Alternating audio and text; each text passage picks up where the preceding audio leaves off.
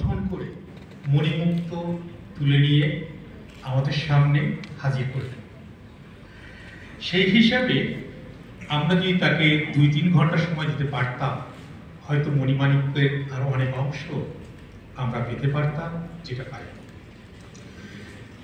আমরা অন্য একদিন শুনবো, আশা রাখি কোনো এক একক সেমিনার ওনাকে দিয়ে। সেই অপেক্ষায় রইলাম। মূল কথা হলো, আশ্রম বিদ্যালয়ের যে ধারণা, ব্রহ্মবিদ্যালয়ের যে প্রথম শর্তই হলো খেলাধুলা ও ব্যায়ামের প্রতি বেশি গুরুত্ব। যেখানে বন্দী হয়ে তোতা পাখির মতো পড়ার ঘর নেই, কেবল মাঠ ঘাট গাছপালা আকাশ বাতাস, এগুলো হলো পঠন পাঠনের উপকরণ। সেখানে ব্যায়াম এবং খেলাধুলা ছাড়া তোতা পাখি হওয়ার কোনো জায়গা ছিল না। যেটা আমরা তোতা কাহিনী দেখব রবীন্দ্রনাথের, যে খেলাধুলা বাদ দিয়ে তোতা পাখি করার পক্ষপাতী তিনি ছিলেন না।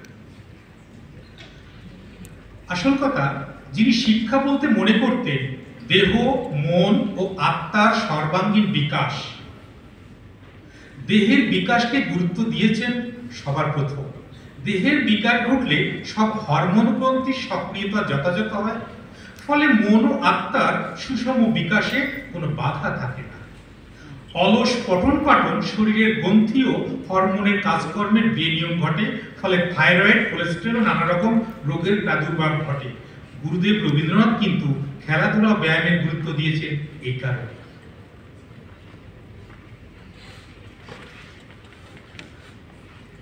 আসলে শৈশব থেকে দৈহিক গড়ন সুঠাম স্বাস্থ্য গড়ে তুলতে তার উপযুক্ত ব্যায়াম ও খেলাধুলা করা প্রয়োজন হয়। নতুবা বয়ঃসন্ধি থেকে যৌবনের মানসিক ঝড়ঝঞ্ঝায় মনোবিকলন ও বিকৃতকামী হওয়ার সম্ভাবনা থাকে। সেজন্য খেলাধুলা ও ব্যায়ামের গুরুত্ব তিনি দিয়েছেন। শ্রমজীবী মানুষ তথাকথিত কঠিন শ্রমের মধ্যে জীবন নির্বাহকারীর ক্ষেত্রে যোগব্যায়াম ও খেলাধুলা তার অজান্তেই কর্মের মধ্য দিয়ে চলতে থাকে। আসলে যিনি মননশীলতায় মগ্ন হয়ে শরীরের কর্ম করা শেষ পর্যায়ে পৌঁছে যান, অর্থাৎ যার মেধার কর্ম বেশি করেন, মননশীলতার কর্ম, কায়িক শ্রম তিনি করেন না, তার শরীর তো মেদ বাড়ে।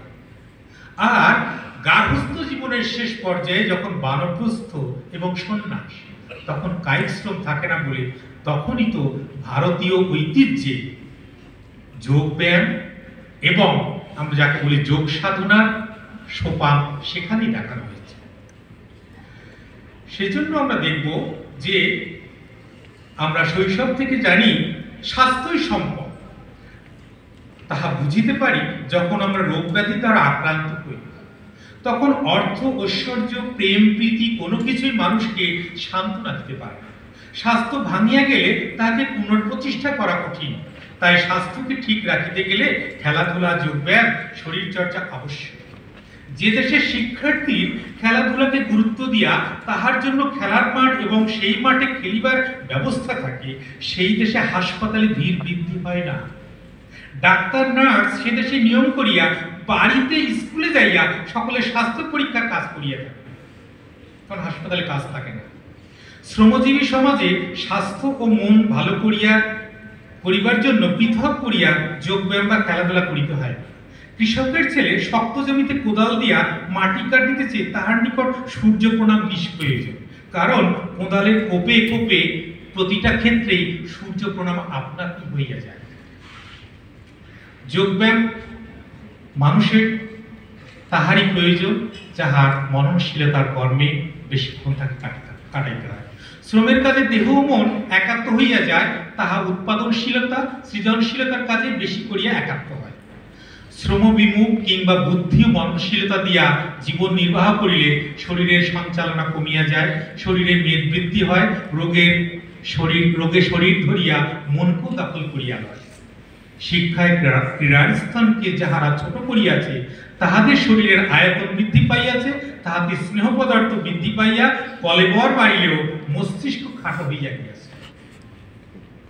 সুতরাং রবীন্দ্রনাথের কথা বলে আমি শেষ করি। অনাথনাথ বসু তিনি যখন যৌবনে আশ্রম শান্তিনিকেতনে এলেন, গুরুদেব তার মেধা পাণ্ডিত্য দেখে তিনি তাকে তখনই আশ্রমে শিক্ষকতার কাজ থেকে বিরত থাকতে বললেন। তাকে তিনি বিদেশে আরো বেশি অধ্যয়ন করার কথা বললেন। অর্থাৎ সেই সময় আশ্রমে গুরুদেবের যে আদর্শ এবং তার যে নির্দেশ সেগুলো তার মনে ছিল। তিনি যখন বিদেশ থেকে পড়াশোনা করে এলেন, ভারতবর্ষের শিক্ষা যে গুরুদায়িত্ব অর্থাৎ এডুকেশনাল বোর্ড, যেটা হায়ার এডুকেশন বোর্ড দিল্লিতে, তার দায়িত্ব তিনি পালন করলেন। করার পর মুদালিয়ার কমিশন, লক্ষণ স্বামী মুদালিয়ার, এই মুদালিয়ার কমিশনে লক্ষণ স্বামী মুদালিয়ার চেয়ারম্যান, কিন্তু সিংহভাগ কাজ এবং শিক্ষার নীতি এই কমিশনের সমস্ত কাজ তাকে করতে হয়েছিল। তার প্রসঙ্গিক কারণে এই ব্যক্তি বিনয় ভবনে অধ্যক্ষের পদে আসীন হলেন 1953 সালের পর। হওয়ার পর বিনয় ভবনে তখন ছিল বিএড এর শিক্ষা, যা কিছু সে বিষয়গুলো আবশ্যিক, কিন্তু কর্মশিক্ষা, নৃত্য, গীতি এগুলো ছিল আবশ্যক। তিনি দেখলেন সেখানে খেলাধুলা নেই, তাহলে জাতি গঠনে ছাত্রছাত্রীকে যারা বড় করে তুলবে, সুঠাম শাস্তির অধিকারী করে তুলবে, ভালো মানসিকতা মানুষ করে তুলবে, তারা নিজেরাই যদি শারীরিক শিক্ষা থেকে বঞ্চিত হয়, তাহলে তো শিক্ষক তৈরি হইবে না, ছাত্র তৈরি হইবে না।